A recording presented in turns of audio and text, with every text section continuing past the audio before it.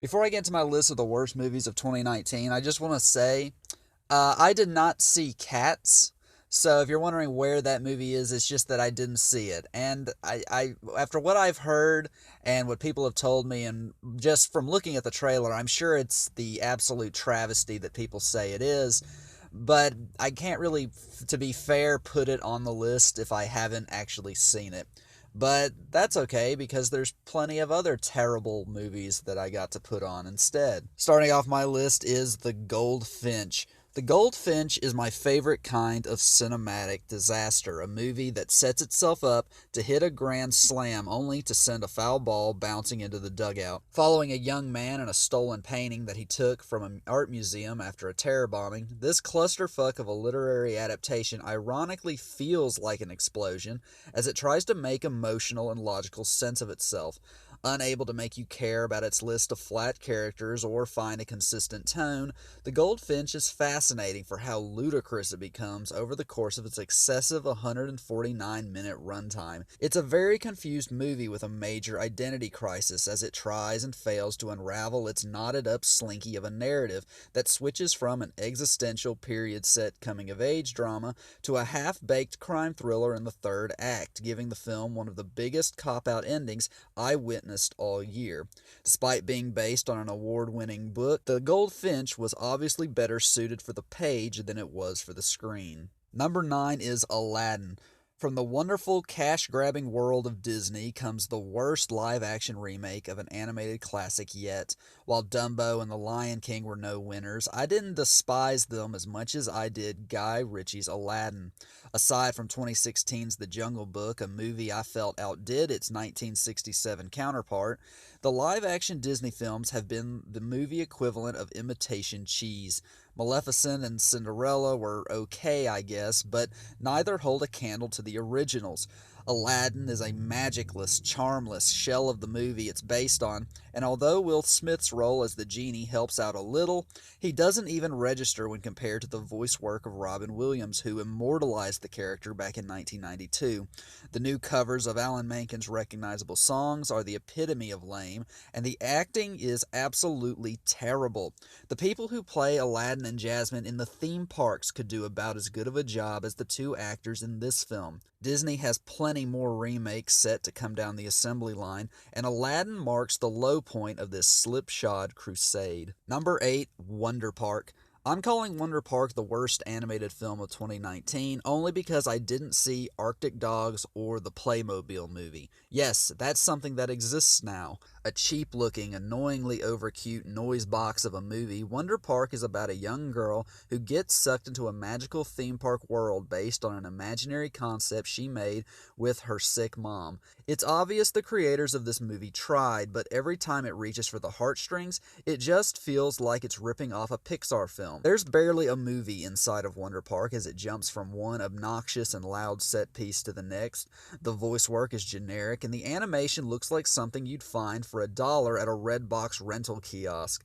Ugly Dolls was an absolute disaster in terms of storytelling, world building, and character development, but at least it looked like something from a major studio.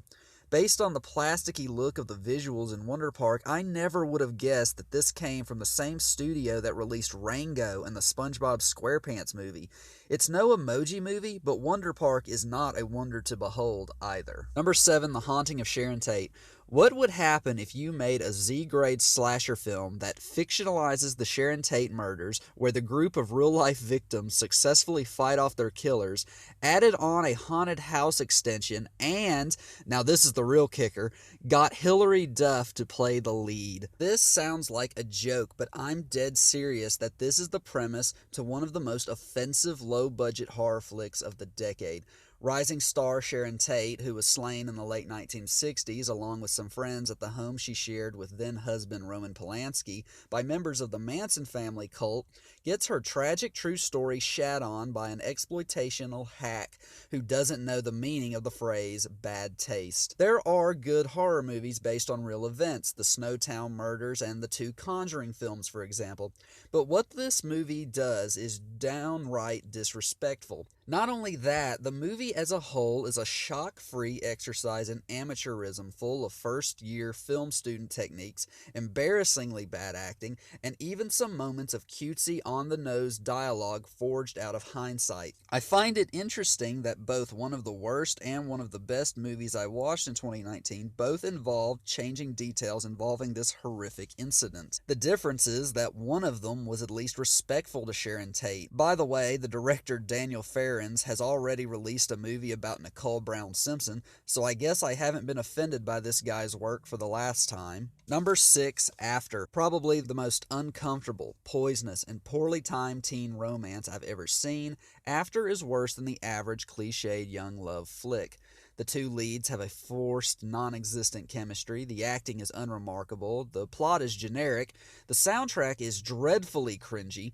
But what really tops it off is its uncharismatic and predatory male lead, who bears all the charm of Christian Grey crossed with Patrick Bateman. After makes the fatal choice to justify its male hero's inappropriate behavior, like refusing to leave the room while the main character is getting dressed, and forcing himself on her in front of his friends by backing it up with a tragic backstory. After 3 50 Shades movies, I am tired of seeing this cheap trick being used to manipulate audiences. How lame and unoriginal this movie is would not be as heinous if this guy wasn't such a creep. There's this completely tone-deaf scene where he takes his girlfriend to a remote cabin, and every time this movie gets the two of them alone, he has this look on his face like he's considering going full Ted Bundy mode on her. This was a putrid little movie that acts as an example of how not to portray love to a teenage audience.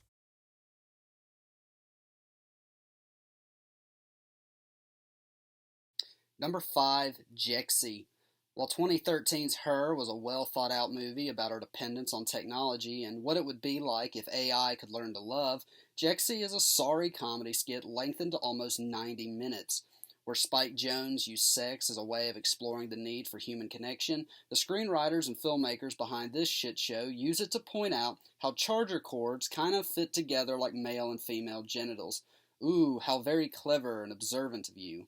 Adam Devine plays the most unlikable comedy character I saw in a movie all year, turning him into an obnoxious fraternity douche who's completely unrecognizable from any of the other ones he's ever played.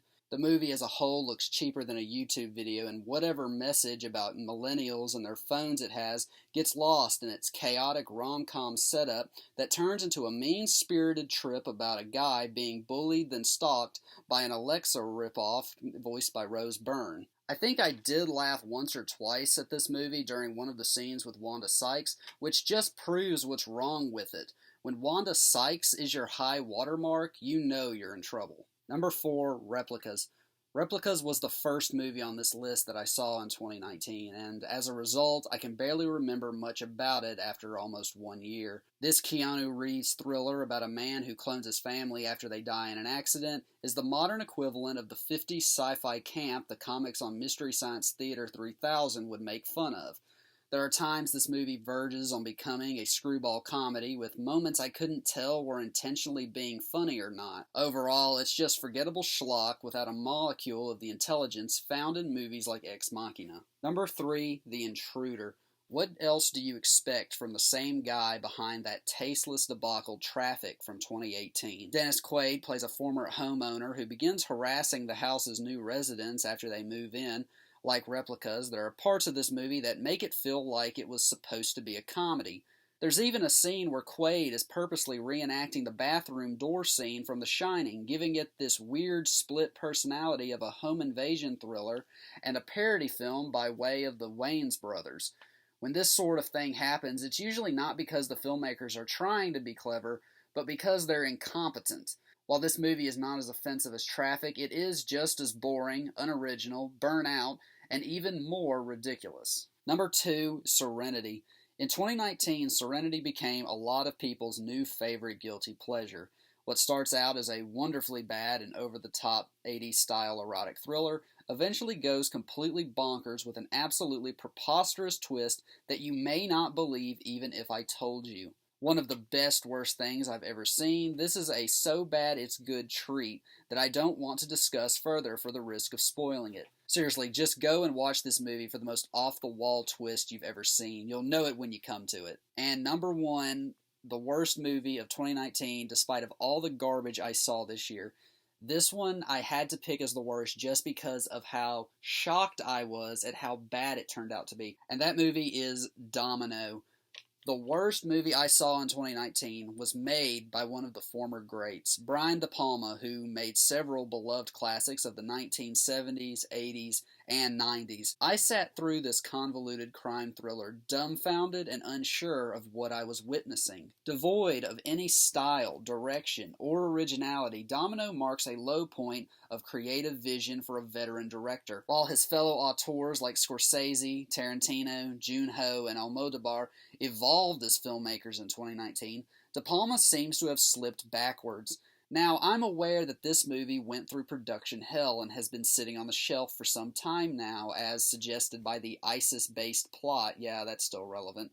But that doesn't change the fact that this movie looks like Munich if it was directed by Tommy Wiseau. The narrative stumbles from one trite plot point to the next, fight scenes look really fake, and there's even one part where a guy dies from getting sliced up with a drone, the same way a guy from the Child's Play reboot did. A Z-grade movie, but an A-grade embarrassment. Domino couldn't be more disastrously amateurish, and is worsened by the fact that it's directed by a once great artist. That was my list for the worst movies of 2019. Also, remember to check out my list of best movies of 2019. I'm Logan D. McCoy, and this is Real McCoy Reviews.